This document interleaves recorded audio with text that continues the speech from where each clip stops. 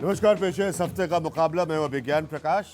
कुछ ज्यादा कहने की जरूरत नहीं। इस कार्यक्रम की शुरुआत में लोग सिर्फ एक प्रश्न पूछ रहे हैं और उसी सवाल को डिटेल में विस्तृत तरीके से मैं भी उठाऊंगा आज इस कार्यक्रम में, आपके प्रोग्राम मुकाबला में, कि क्या जो अरविंद केजरीवाल कर रहे हैं वो सही है।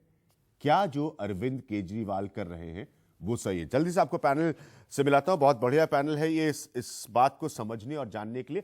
फिर अलग अलग विषयों पर हम आएंगे। हमारे साथ उमेश सहगल साहब मौजूद हैं, जो कि फॉर्मर चीफ सेक्रेटरी हैं दिल्ली गवर्नमेंट के। हमारे साथ अमित प्रकाश जी मौजूद हैं, जो कि चेयरपर्सन है centre for studies law and governance के, जवाहरलाल नेहरू यूनिवर्सिटी को रिप्रेजेंट करते हैं। राहुल मेहरा हैं। राहुल एक लॉयर हैं जाने माने। अब राहुल स्पोक्स पर्सन है आम आदमी पार्टी के। जगमती सांगवान है, जो कि वाइस प्रेसिडेंट है AIDWA की। हमारे साथ राजीव ककेरिया साहब हैं, जो कि एक रेजिडेंट्स वेलफेयर एसोसिएशन है, उसके मेंबर हैं। इन्होंने बहुत काम किया है लोगों की जन समस्याओं के ऊपर। प्रोफेसर विवेक कुमार हैं, जो कि जवाहरलाल नेहरू यूनिवर्सिटी से जुड़े, इनको आप अच्छी तरह से जानते हैं। और कांग्रेस की तरफ से जवाब देने के लिए हारून यूसुफ साहब हैं। बहुत सीधा प्रश्न है और समय कम रहेगा, इसलिए हम कोशिश करेंगे कि इसको विषयों में बांध के रखें। पहला ओपनिंग कमेंट मैं हर पैनलिस्ट से लेना चाहूंगा। क्या अरविंद केजरीवाल के अभी तक के काम करने का तरीका सही है? विवेक कुमार, आपसे शुरू करूंगा।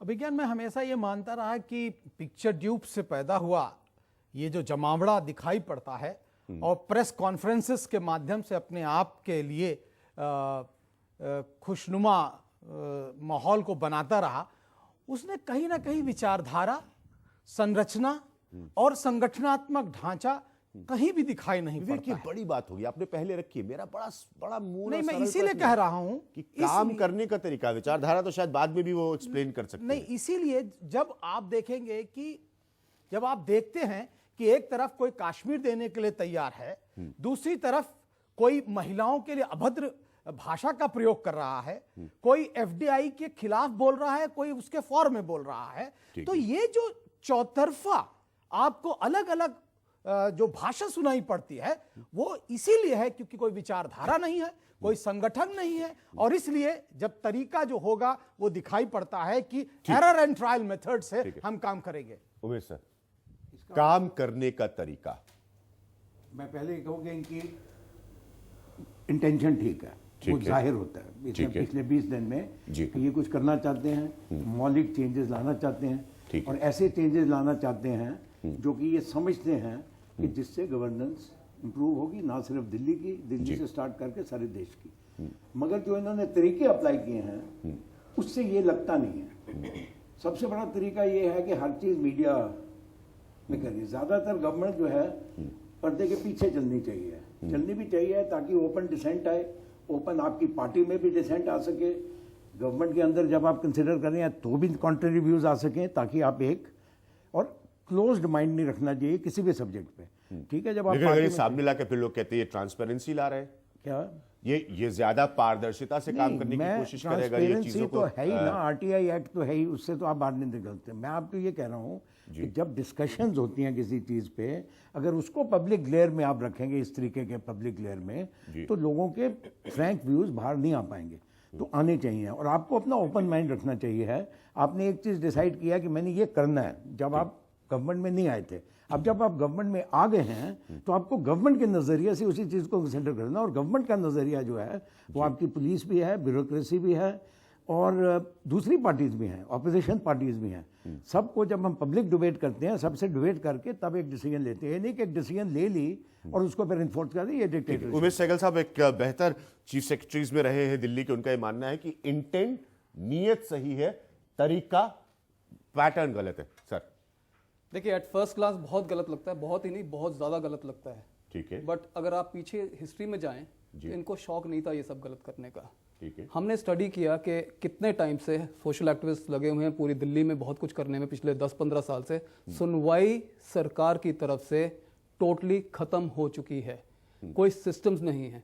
यहाँ तक कि विद ड्यू रिस्पेक्ट्स ब्यूरोक्रेसी में भी वो भी अपना काम चलाते हैं, वो जो मास्टर बोलता रहता है उसके हिसाब से चलने शुरू हो गए। पूरा सिस्टम जो है मल्टी ऑर्गन फेलियर की तरफ हम बढ़ रहे हैं। एंड शायद चाहे गलत ही सही, इसीलिए मैं बोल रहा हूं आप तरीके को थोड़ी 2 मिनट के भूल जाइए, चलो भारती जी को बाहर निकाल भी दीजिए, बट इस मुद्दे से मत भटकिए।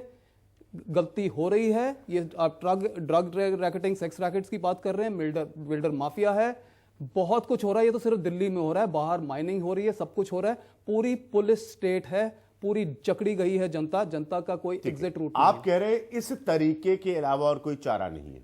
कोई और चारा अगर मैं मानता हूं he is taken on more than he can chew, but ये तरीका शायद जरूरी था। जी अमित प्रकाश जी, देखा बिल्कुल, और सब लोग इसी प्रश्न पे रहिएगा। मेरा प्रश्न बिल्कुल सीधा है कि क्या अरविंद केजरीवाल का तरीका सही है? जी, लेकिन तरीका सही है गलत कैसे डिसाइड करेंगे हम? ठीक है, उसके लिए जरूरी है देखना कि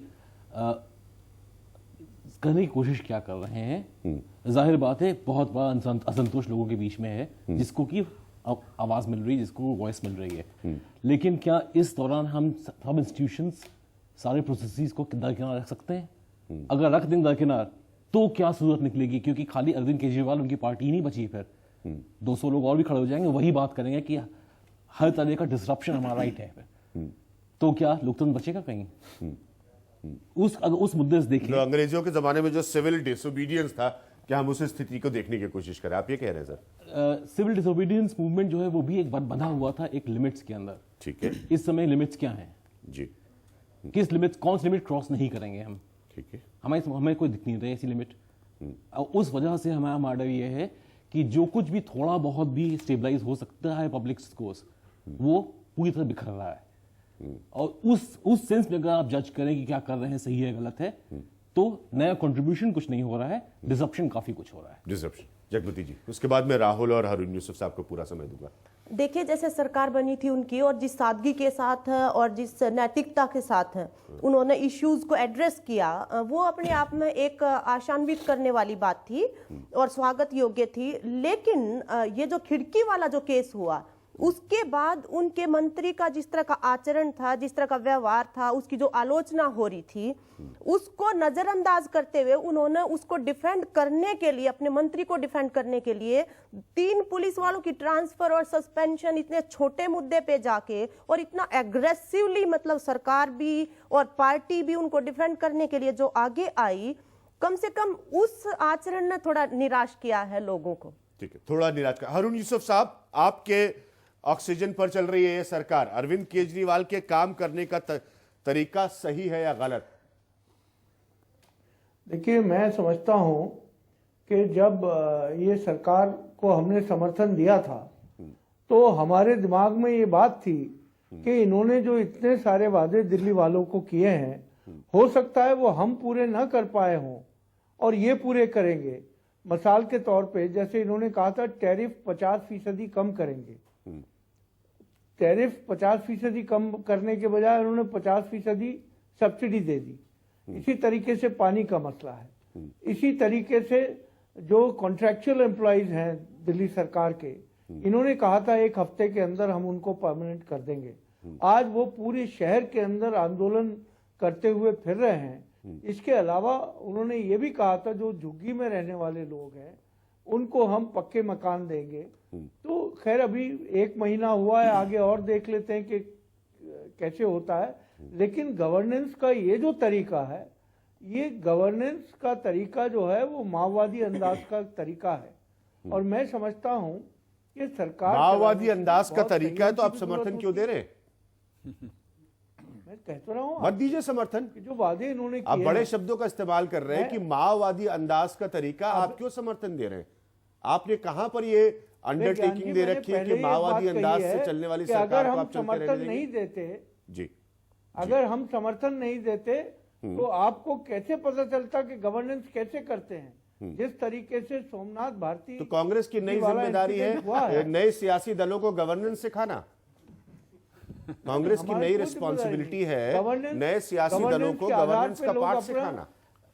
गवर्नेंस के आधार पर लोग अपने निर्णय लेते हैं जी, और जमहूरियत के अंदर लोग किस तरह की गवर्नेंस है उसी के बाद फैसला करते हैं कि आगे ये सरकार रहनी चाहिए या नहीं रहनी चाहिए। ठीक है, वो मैं पूछूंगा आपसे कि ये सरकार रहनी चाहिए या नहीं रहनी चाहिए। राहुल, अब आपको पूरा समय दूंगा। मूल प्रश्न से मैं शो से पहले इन नौजवानों से भी पूछ रहा था, लोग बड़ी उम्मीद उमेश जी ने कहा इंटेंट बढ़िया, तरीका लोग नहीं समझ पा रहे अरविंद केजरीवाल का। देखिए, सबसे पहले तो आपके यहाँ ऑडियंस है, तो मैं 3 प्रश्न रखना चाहता हूँ और फटाफट उसका एक जवाब लेना चाहता हूँ जी। कि सहगल साहब ने कहा, जिनके लिए मेरे मन में बहुत आदर और सम्मान है, उन्होंने कहा कि इंस्टीट्यूशंस डिस्ट्रॉय कर रहे हैं। तो मैं पूछना चाहता हूँ, 3 इंस्टीट्यूशंस मैं सामने रख रहा हूँ और जवाब अगर फटाफट मिल जाए ऑडियंस से कि जनता जनार्दन है। क्या पुलिस आपके लिए, आपको लगता है आम आदमी पार्टी की सरकार आने से पहले आपको ये विश्वास था कि पुलिस आपके लिए काम करती है, हाँ या ना? ठीक। क्या जुडिशरी जो है 95% जो आम आदमी जो है, क्या वो एक्सेस कर सकता है? और तीसरा मेरा प्रश्न, आपको क्या लगता है कि जो आम आदमी पार्टी बनने से पहले नेतागण जो हैं वो आपको रिप्रेजेंट कर रहे थे, चाहे वो असेंबली हो चाहे पार्लियामेंट? अब मैं और क्या बोलूं आपके लिए। हमारी पार्टी का बेसिक फाउंडेशन क्या है? हम यहाँ सत्ता ग्रहण करने नहीं आए। हमें पता है बीजेपी और कांग्रेस और दूसरी पार्टियां कहेंगी आप तो सत्ता ही ग्रहण करने आए हैं, आपने साथ ले लिया। हमने तो समर्थन मांगा नहीं, हम व्यवस्था परिवर्तन करने आए हैं। हाँ, स्टेटस को सबको अच्छा लगता है, सीधी लकीर है, सीधी लकीर पे चलते रहो, कहीं भटकने की जरूरत नहीं। अब जो ऊपर तबका है वो ऐश कर रहा है हिंदुस्तान में, जो नीचे का तबका है वो जो है, और कुछ चुनने लोग हैं, ऊपर का तबका भी अगर है तो वो 0.00001% है जिन्होंने सारी पॉलिसी मेकिंग आज हिंदुस्तान की उनकी जेब में है। तो क्या इस स्टेटस को अगर हम हिलाने आए हैं और व्यवस्था परिवर्तन करने आए हैं, तो हाँ, बड़े बड़े स्तंभ जब हिलेंगे तो ये सब चीजें तो होंगी। हाँ, हम परफेक्ट नहीं हैं, हाँ, हम ज्ञानी नहीं हैं, लेकिन अगर हम सब एकजुट होकर मिल जाएं, कोई ऐसी चीज नहीं है जो हम नहीं कर सकते, कोई ऐसा चैलेंज नहीं है जो हम हिंदुस्तान में उसको तो फिर आप मीट ही नहीं क्यों कर लाए सकते। भाई? हमको भी दे दीजिए, हम भी तो आ आप जाते आइए, हैं। जुड़िए। आप ही आप प्रोफेसर हैं, क्यों आप आइए, लेंगे? जुड़िए। Who are you to govern me and who are you to lead me? I will lead विवेक, मैं myself. आऊंगा। एक मिनट, जो राहुल ने सवाल उठाए, आए थे। राहुल ने 3 प्रश्न पूछे। मैं जनता से, एक मिनट, मैं जनता से 3 सवाल जो आपसे राहुल जी ने पूछे, आप लोगों को याद है ना, आप लोगों ने जोर से ना बोला था। अब क्या दिल्ली की पुलिस आपके साथ हो गई है? अगर आपकी जिंदगी में अदालती समस्याएं हैं तो क्या आप वहां तक पहुंच सकते हैं? उनके प्रश्न का मूल मकसद ये था। क्या ये स्थिति आपके लिए बदल गई है? ठीक है। तीसरी बात, तो आज तक जब तक कि आम आदमी पार्टी का जन्म और उदय नहीं हुआ था, क्या भारत में प्रजातंत्र था? जोर से बोलो भाई। क्या भारत में चुनाव लड़कर पार्टियां चुनाव जीतती थी? क्या भारत में नेता चुनाव लड़कर जीत कर आते थे? दिल्ली पुलिस की जब बात होती है, सबको पता है कि दिल्ली पुलिस को दिल्ली सरकार के अधीन लाने के लिए कुछ कॉन्स्टिट्यूशनल प्रक्रिया है, कुछ संवैधानिक तरीका है। धरने पर बैठकर वो दिल्ली सरकार के अधीन नहीं आएगी।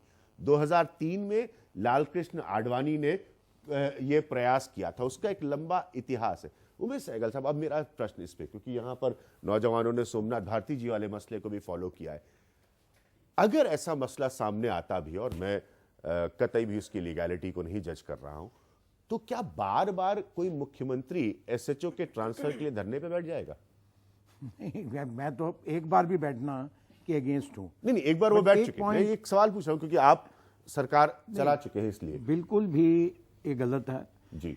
ऐसी स्थिति हो कि उसको बैठना पड़े जी, या ना भी हो तो और वो बैठे, दोनों गलत है जी। जो इस समय परिस्थिति है जी, इस समय जितने भी चीफ मिनिस्टर दिल्ली में रहे हैं, केजरीवाल साहब से पहले भी जो रहे हैं, मदन लाल खुराना रहे हैं या आपकी शीला दीक्षित भी रही हैं, तो ये इस बात पे अनहैप्पी थी कि पुलिस हमें आंसरेबल नहीं है। इसमें अगर आप सरकारिया कमीशन देखें, जिसकी बेसिस पे दिल्ली की कॉन्स्टिट्यूशन जो बनी है, उन्होंने ये रेकमेंड किया था कि इसको स्टेट सेंटर अपना सब्जेक्ट रखे, और वो आज प्रूफ भी हो गया है कि उनकी रेकमेंडेशन ठीक थी। उन्होंने ये रेकमेंड किया था कि हालांकि कॉन्स्टिट्यूशनली ये सेंट्रल गवर्नमेंट के अंडर होनी चाहिए, बट उनका से होना चाहिए। तो जो उपराज्यपाल हैं, इनको इसीलिए पूरे प्रशासन दे दिया गया, पुलिस उपराज्यपाल को रिपोर्ट करती है। उपराज्यपाल जो भी मेजर डिसीजंस लेते हैं या कमिश्नर ऑफ पुलिस जो मेजर डिसीजंस लेते हैं, वो in consultation with chief minister होना चाहिए। ये सरकारिया कमीशन ने रेकमेंड किया था। तो अगर इस टाइप को ये गवर्नमेंट ऑर्डर में कन्वर्ट कर देती होम मिनिस्ट्री, शुरू में कर देती, तो केजरीवाल साहब को ये शिकायत नहीं होती कि पुलिस मेरे को रिपोर्ट नहीं करती। जो पूरा लब्बुलबाब होता है वो अभिशासन पर, प्रशासन पर आकर के रुक जाता है, गवर्नेंस पर आकर रुक जाता है। मेरा मानना यह है कि आप लोगों से यह पूछा जाना चाहिए कि भारतवर्ष में अकर्मण्यता, जो करप्शन है, वो केवल और केवल अभिशासन की वजह से है। भारत के सामाजिक संरचना का उसमें कोई देनदाता नहीं है।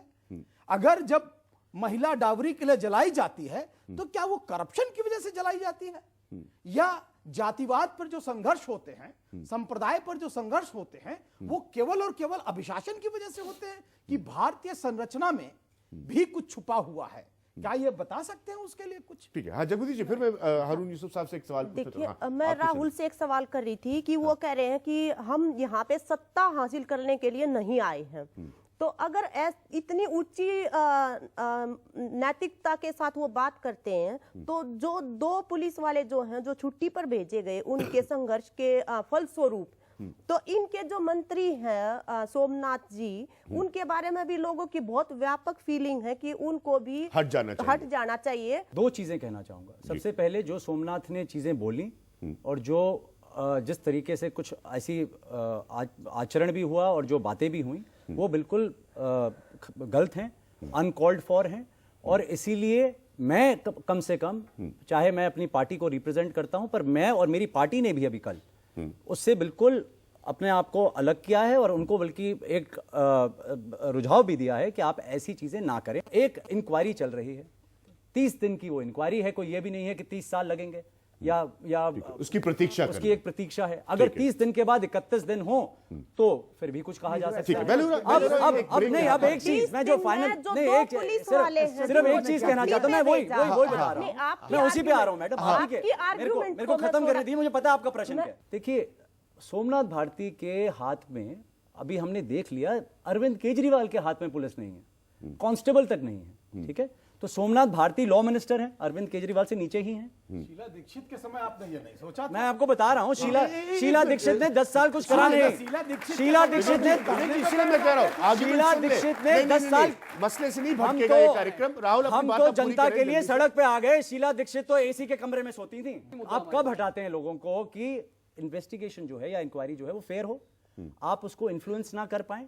कोई भी एक आदमी, इतने बड़े बड़े ज्ञानी यहां खड़े हैं और बैठे हैं, कोई भी एक आदमी बोल दे कि सोमनाथ भारती इस इंक्वायरी को कैसे टैंपर कर सकता है, कैसे इन्फ्लुएंस कर सकता है, या कैसे अपना मंत्री जो पद है उसको वो किसी तरीके से मिसयूज कर सकता है। पुलिस और वो कर्मचारी और जो वो कांस्टेबल और एसएचओ हैं, वो उसको इन्फ्लुएंस कर सकते हैं क्योंकि उनके पास है सब कुछ। एसएचओ एक डिस्ट्रिक्ट जज को या एक जज को इन्फ्लुएंस कर सकता है, मैं ये विश्वास नहीं कर सकता हूं। और एक जज को सच्ची और झूठी में डिफरेंस नहीं निकाल सकता, ये भी मैं एग्री नहीं करता हूं। तो एक एसएचओ को ट्रांसफर करना या उसको छुट्टी पे भेजना पूरी पुलिस को ह्यूमिलिएट करने के बराबर है। पूरी एडमिनिस्ट्रेशन को आप डिमोरलाइज कर रहे हैं। अभी भी सवाल वही है और मैं फिर दोहरा रहा हूं कि क्या अरविंद केजरीवाल के काम करने का तरीका सही है?